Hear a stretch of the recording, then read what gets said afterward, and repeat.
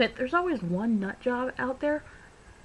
Martin Filler, born in 48, he's a prominent American architecture critic. Okay. He acknowledged that the film legitimately uses artistic license to make dramatic points. Okay, first of all, why are we listening to a architecture critic? They critique buildings, not movies.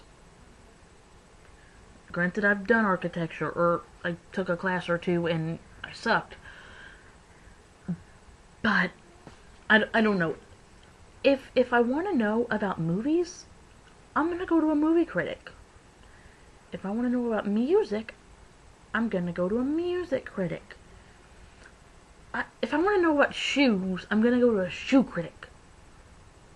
I am not going to go to an architecture critic about a movie. And I'm sure, architecture critics, they like movies as much as, the non-architecture critics do.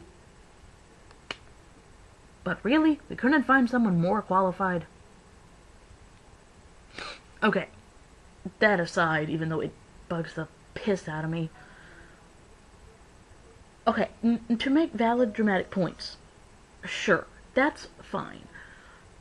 Like, every movie needs some sort of drama, or else it's just boring. I mean, even a comedy has to have some sort of drama.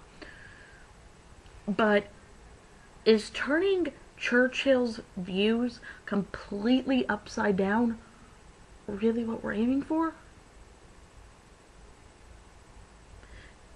Sure. And I can ignore the turning 7 months into X amount of years thing.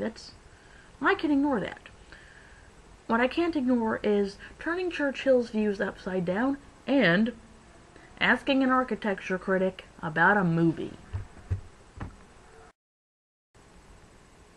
Okay, so that's really all the I mean, there were more issues within this movie, but those are the ones I felt like were worth talking about. And all of this is found on Wikipedia. Don't kill me. However, I checked the footnotes that I used, and they're genuine. They're not made by a 12-year-old. Okay, so yes, I know Wikipedia is not the best, but it was what I had. And the references are solid, so there's that. But yeah, like I said in my video not too long ago, I don't like historical movies for this purpose.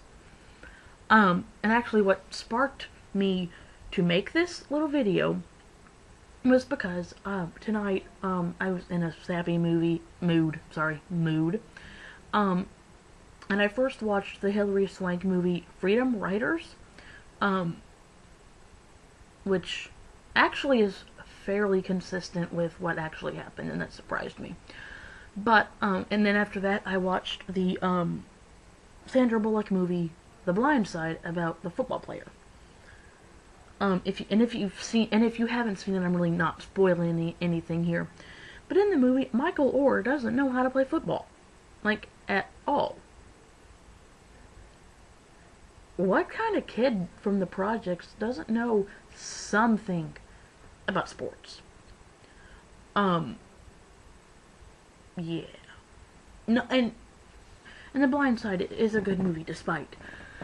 But that was definitely for dramatic purposes, but I feel like it was kind of useless. Okay, so, but I digress.